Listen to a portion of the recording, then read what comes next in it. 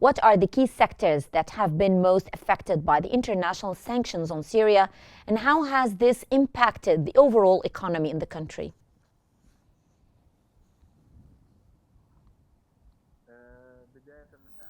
At the outset, good evening and for you and your viewers. All the basic sectors, the energy, oil, or electricity, has been affected by the sanctions imposed on Syria. Before the sanctions were imposed on the regime, but it was controlling Syria, ruling Syria, and now the population is highly affected. The electricity energy sectors are completely destroyed. The oil sector is also destroyed. And there are sanctions on the medical and supplies and equipments in hospitals. Some hospitals got out of service since the start of imposing these sanctions. We have destroyed the medical infrastructures, and we cannot develop or improve our hospitals even through the humanitarian aids. Even the sponsors that are supporting Syria are being sanctioned. The transportation sector is highly deteriorated, the water sector as well, the road networks. So we are facing a completely destroyed country. If these sanctions are not alleviated or eased very soon, we are going to face a real crisis here. So, how would lifting the sanctions specifically help revive industries in Syria, and which industries stand to benefit the most?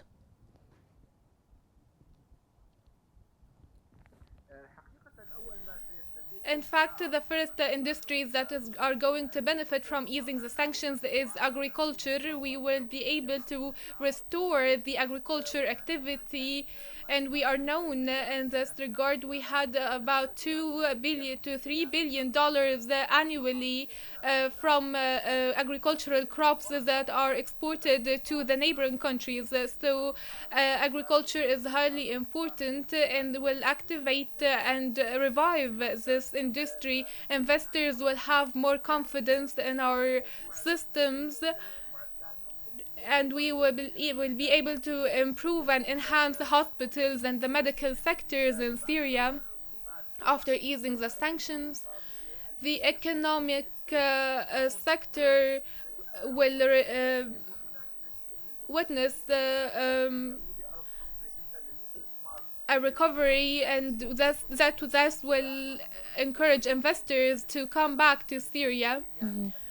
Now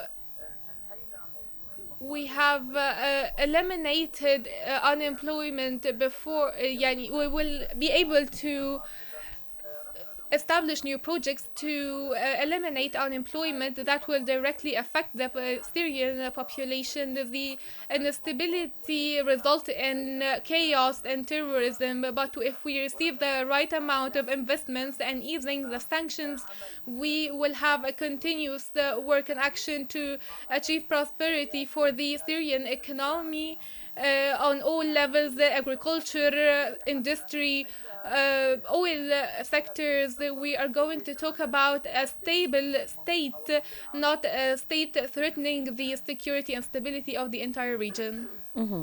So, what role could foreign investments play in Syria's economic recovery if sanctions are actually eased? And how quickly do you think that we could see tangible improvements?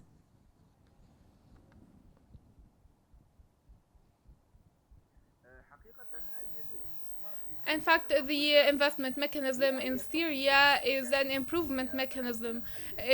Syria is really behind on technology-wise, medically wise, and agriculture-wise. Even now in Syria, we have very primitive tools.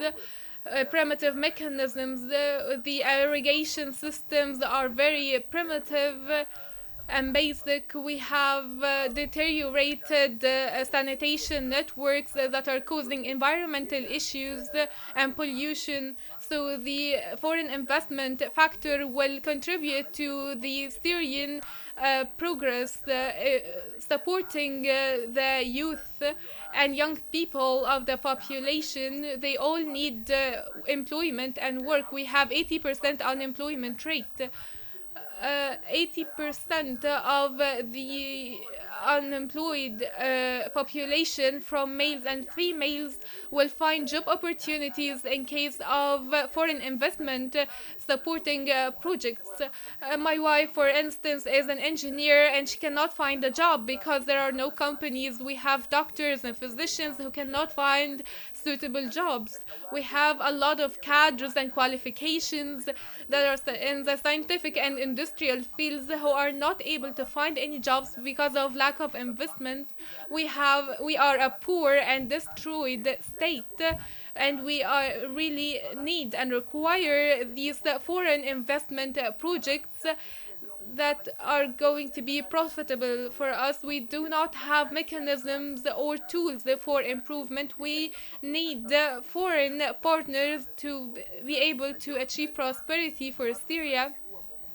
The foreign investment is really important. It will generate new revenue streams for Syria and will help recover the Syrian economy, and most importantly eliminate unemployment, finding new jobs and creating new jobs for workers, laborers on all levels. So can you explain the connection between easing sanctions and the potential for job creation in Syria, since you mentioned the problem of unemployment? Which sectors are most likely to see job growth and provide more job opportunities?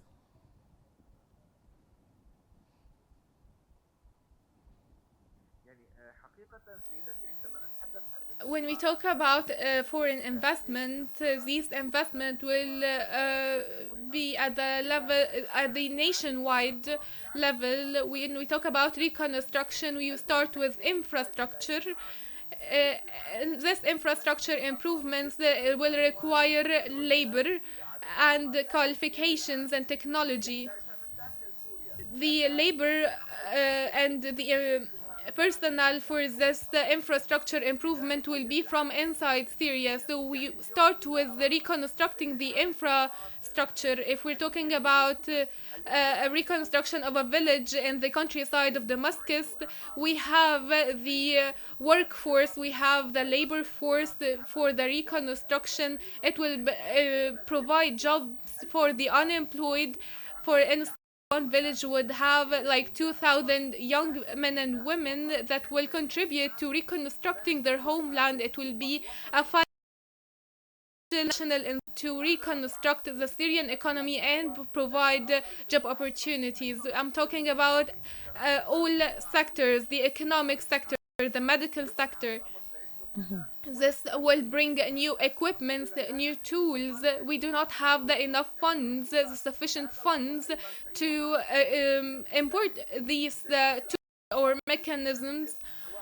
Even if the conflict stops, we need equipment, medical equipment for dialysis, for operation room equipment, all hospital equipments. That we have doctors, physicians, tens of thousands of physicians without work because we do not have hospitals. That's why we notice a lot of migration from Syria. Why do doctors leave Syria? Because there are no job opportunities here. Thank you very much, Mr. Hossam Taleb, for your insights.